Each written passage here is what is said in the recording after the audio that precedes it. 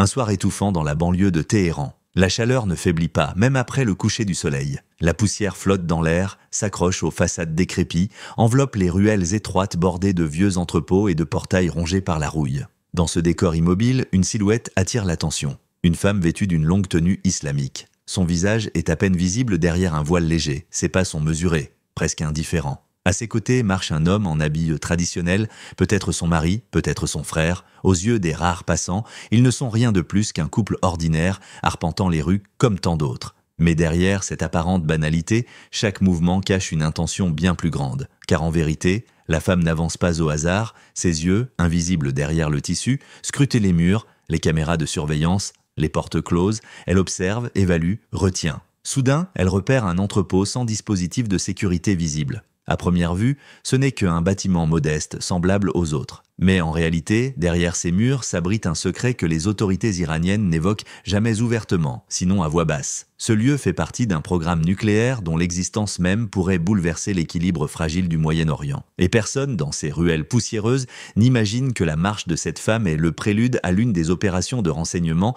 les plus audacieuses de l'histoire moderne. Car ce soir-là, le Mossad israélien se prépare à frapper. Pas avec des armes, mais avec quelque chose de bien plus redoutable, la vérité. L'objectif est clair, obtenir des preuves irréfutables que l'Iran poursuit un programme nucléaire secret. Pour Israël, il ne s'agit pas d'un simple débat diplomatique, c'est une question de survie. Depuis des années, certains dirigeants iraniens expriment ouvertement leur hostilité envers l'existence d'Israël et soutiennent des organisations armées comme le Hezbollah ou le Hamas. Dans ce contexte, l'idée que l'Iran puisse développer l'arme nucléaire est perçue à Jérusalem comme une menace existentielle. Un danger à écarter à tout prix. En 2015, la signature du JCPOA, l'accord nucléaire entre Téhéran et les grandes puissances, est saluée comme une victoire diplomatique. L'Iran promet de limiter son programme en échange d'une levée progressive des sanctions internationales. L'Occident se félicite. Mais en Israël, pas de célébration. Le Premier ministre Benjamin Netanyahou et le directeur du Mossad, Yossi Cohen, dénoncent aussitôt une erreur stratégique. À leurs yeux, cet accord n'empêche pas l'Iran d'avancer en secret.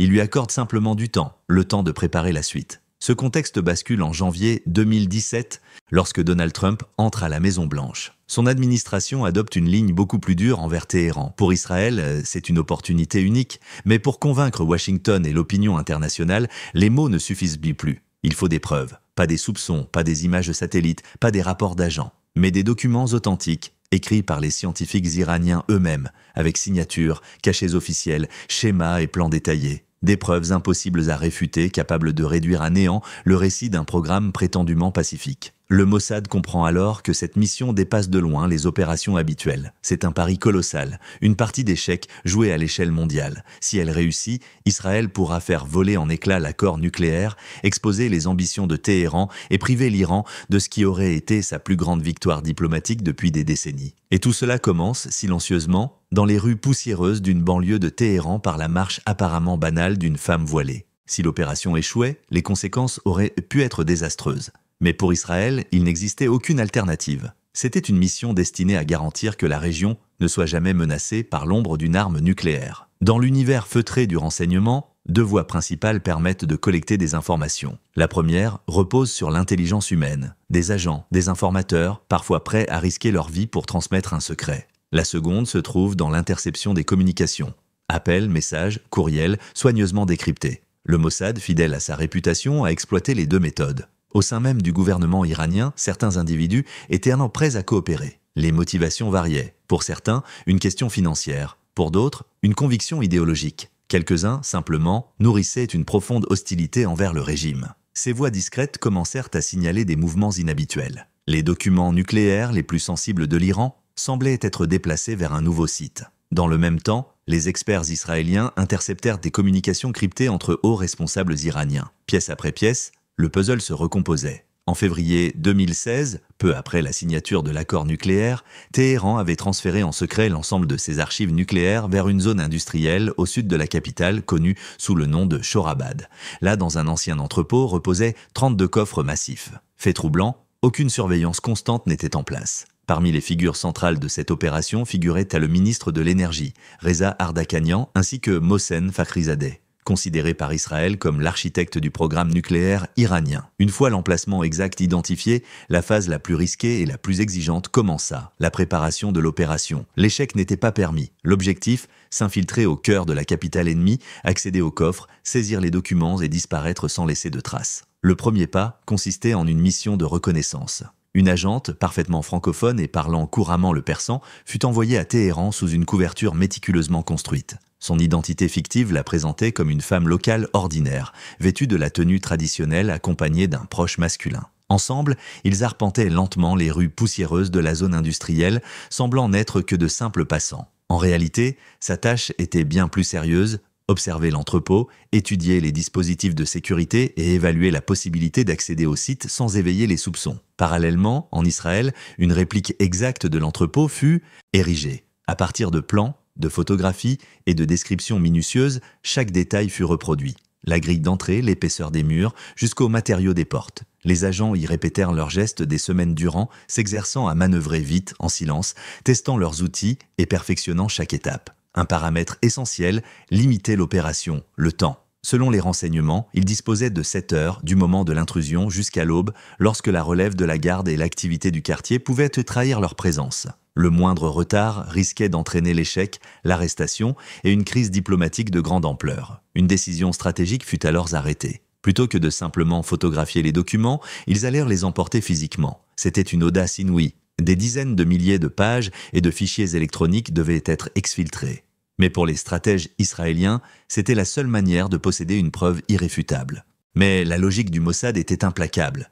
Ramener les originaux signifiait qu'aucune voix, nulle part dans le monde, ne pourrait les accuser de falsification. Ces archives deviendraient des preuves tangibles, irréfutables, à présenter à la communauté internationale et aux dirigeants politiques. Moins de 24 agents furent sélectionnés pour cette opération hors norme. Parmi eux, des Israéliens, mais aussi des Iraniens travaillant secrètement pour le Mossad. Chacun ne connaissait que sa part du plan. Aucun détail n'était laissé au hasard. Seuls des professionnels aguerris, testés à maintes reprises, étaient jugés capables d'assumer une mission pouvant infléchir le cours de l'histoire. La nuit, sur la zone industrielle de Shorabad au sud de Téhéran, était d'un calme presque irréel.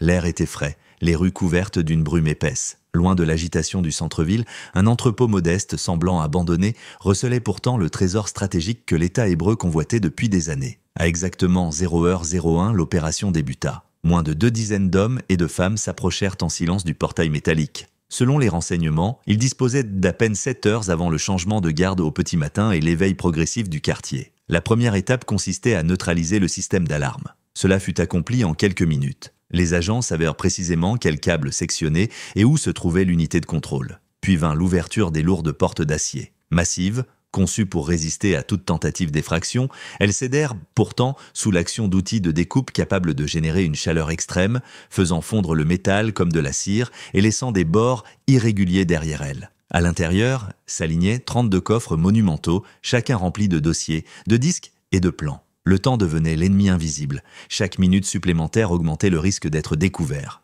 Le plan initial prévoyait de ne pas tenter d'ouvrir les 32 coffres, mais de cibler 6 d'entre eux, identifiés comme les plus stratégiques. Ils contenaient des informations capitales sur le projet nucléaire iranien et ses prolongements. Alors commença une course contre la montre.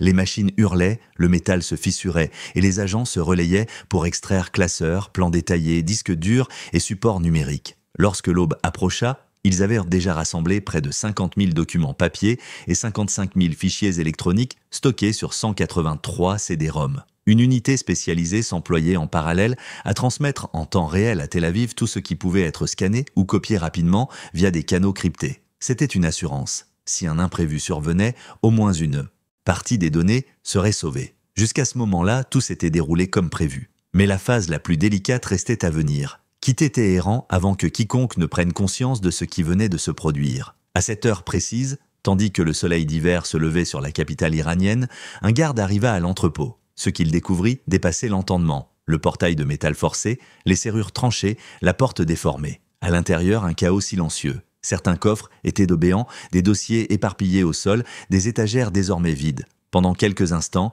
un silence pesant s'installa. Puis, presque aussitôt, l'alerte fut donnée. Les appels affluèrent envers la police locale, le ministère du Renseignement et les forces de sécurité. Dans l'heure qui suivit la découverte de l'intrusion, les forces de sécurité furent déployées dans les rues de Téhéran. Des barrages apparurent au carrefour, les véhicules furent inspectés un par un et une vaste traque se mit en place. Chaque camion, chaque voiture était examiné à la recherche du moindre indice lié aux documents disparus. Mais les agents du Mossad étaient déjà loin. Dans la nuit même, peu après avoir quitté l'entrepôt de Shorabad, un camion chargé des archives prit la direction de la frontière avec l'Azerbaïdjan. Or, ce camion n'était pas seul. Le plan prévoyait une ruse ingénieuse. Plusieurs véhicules quittèrent la capitale en même temps, chacun dans une direction différente, feignant de transporter une cargaison cruciale. Ces leurs avaient un but précis, détourner l'attention des forces iraniennes si une poursuite s'engageait. La clé de l'opération résidait dans le temps. Tandis que le renseignement iranien tentait encore de comprendre ce qui avait réellement été subtilisé,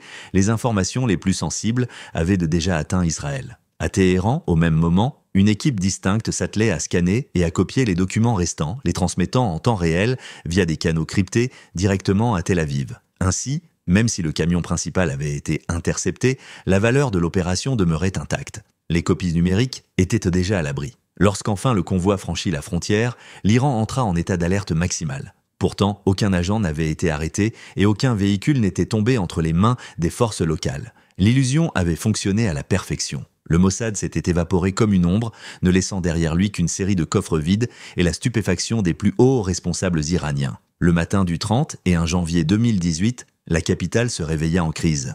Une opération que l'Iran avait juré de garder secrète s'était transformée en un embarras national. Les patrouilles armées furent renforcées autour de Shorabad, des points de contrôle surgirent à travers Téhéran et bien au-delà. Tout était fouillé, camions, minibus, voitures, jusqu'aux 2 roues. Les méthodes de recherche devinrent de plus en plus sophistiquées. Des hélicoptères équipés de caméras thermiques survolèrent la zone, les enregistrements des caméras de sécurité étaient repassés au crible et les habitants des quartiers voisins étaient interrogés les uns après les autres. Mais rien, comme si les intrus s'étaient volatilisés dans la nuit. Pour les services iraniens, il ne s'agissait pas seulement d'un revers, mais d'un coup porté à leur crédibilité. Les semaines suivantes, des rumeurs commencèrent à circuler dans les cercles du pouvoir. Et si la fuite n'était pas seulement due à une attaque extérieure, et si la brèche venait de l'intérieur? En 2024, l'ancien président Mahmoud Ahmadinejad fit une déclaration qui provoqua la stupeur. Selon lui, au cœur même des services chargés de protéger l'Iran du Mossad, se cachait un agent double. Plus troublant encore, cet homme aurait été le responsable direct de l'unité concernée. Ahmadinejad affirma également qu'une vingtaine d'agents iraniens auraient secrètement coopéré avec Israël, participant directement à l'exfiltration des archives.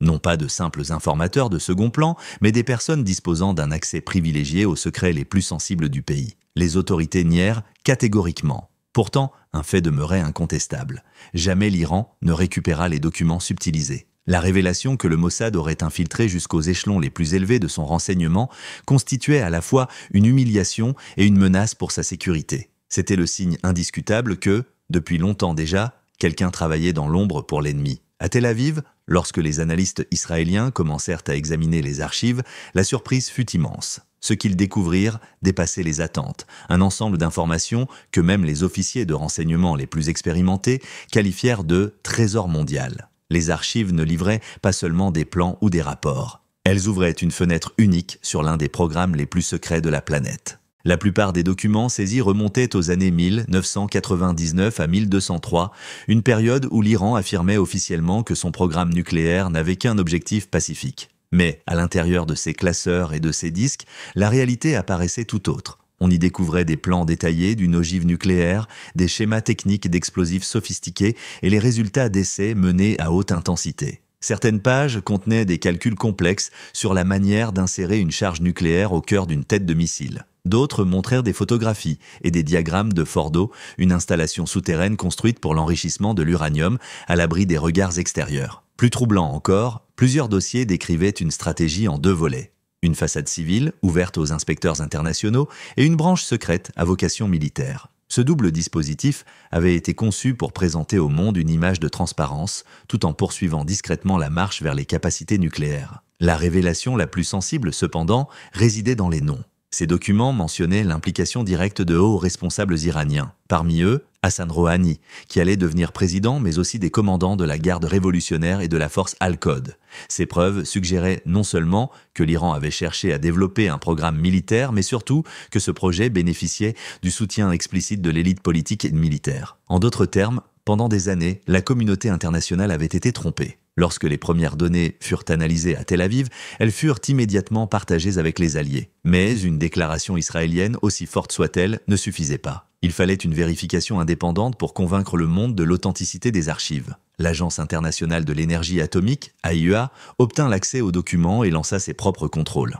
Rapidement, les services de renseignement occidentaux, américains, britanniques, français et allemands, s'impliquèrent à leur tour. Chacun envoya ses experts, physiciens nucléaires, ingénieurs, analystes chevronnés. L'enquête fut méticuleuse. On n'examina pas seulement le contenu, mais aussi la matérialité même des pièces. L'âge du papier, les signatures, les tampons officiels, les codes d'archivage, sans oublier les métadonnées numériques des fichiers. La conclusion, après des mois d'examen, fut sans appel, tout était authentique. À partir de là, la nouvelle se propagea comme une onde de choc. Les plus grands médias internationaux s'en emparèrent. Le New York Times mena sa propre enquête et confirma les conclusions. Pendant des années, Téhéran avait poursuivi des activités nucléaires militaires tout en les dissimulant aux inspecteurs. Pour Israël, ce fut un triomphe diplomatique. Le pays ne disposait plus seulement de déclarations, mais de preuves validées par les puissances mondiales et par des experts indépendants. Dès lors, l'étape suivante devenait plus accessible.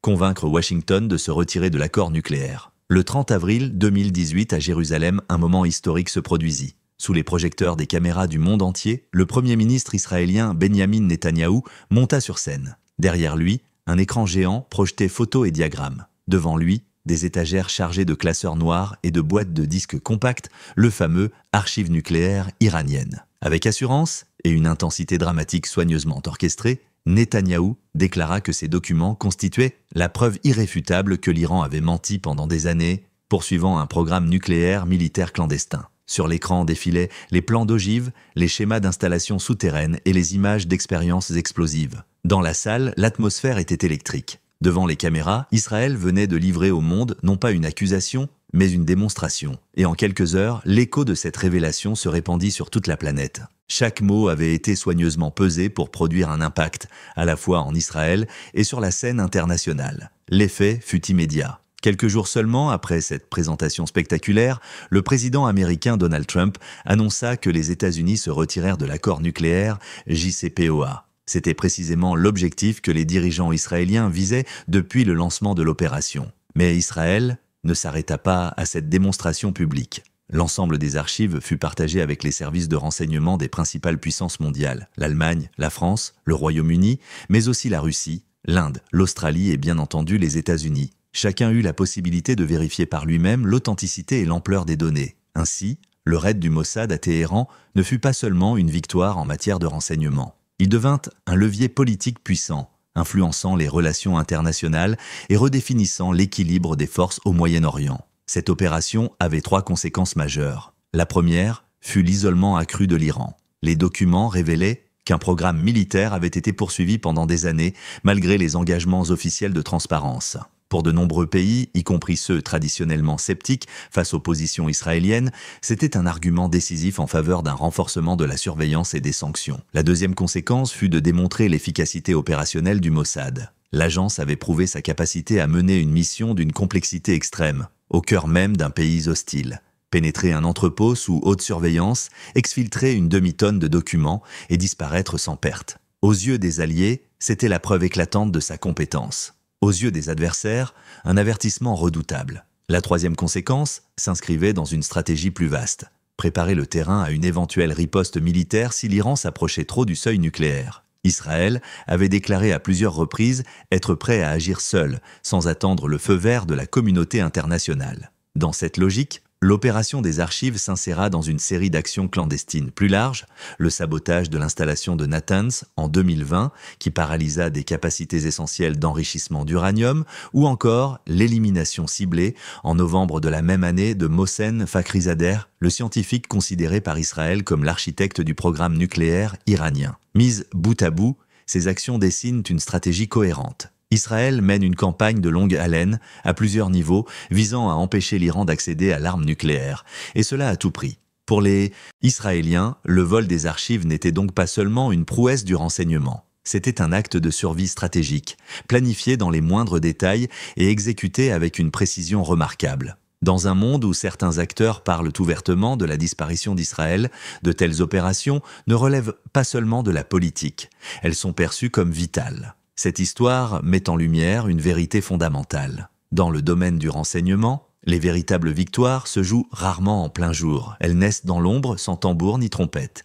Mais leurs répercussions bouleversent l'équilibre international, influencent les décisions des dirigeants et peuvent redessiner le destin d'une région entière. C'est pourquoi cette opération restera dans les manuels comme l'exemple d'une mission parfaitement conçue, capable de remodeler la réalité géopolitique. Depuis ce soir où une femme voilée traversa une ruelle de la banlieue de Téhéran devant ce qui semblait être un entrepôt banal, l'histoire était en marche. Une histoire qui allait transformer le cours politique du Moyen-Orient. Et maintenant, une question demeure. L'opération du Mossad a-t-elle réellement réussi à stopper durablement le programme nucléaire iranien ou n'a-t-elle fait que retarder l'inévitable? La vérité, elle, reste suspendue. Dans les couloirs feutrés des chancelleries, dans les laboratoires secrets et dans les salles de commandement, la partie continue. Ce n'est pas la fin d'une histoire, mais le début d'un nouveau chapitre, un chapitre encore non écrit, où chaque décision peut redéfinir l'avenir du Moyen-Orient et peut-être du monde entier. Partagez votre avis dans les commentaires. Si vous avez aimé cette histoire, n'oubliez pas d'aimer la vidéo,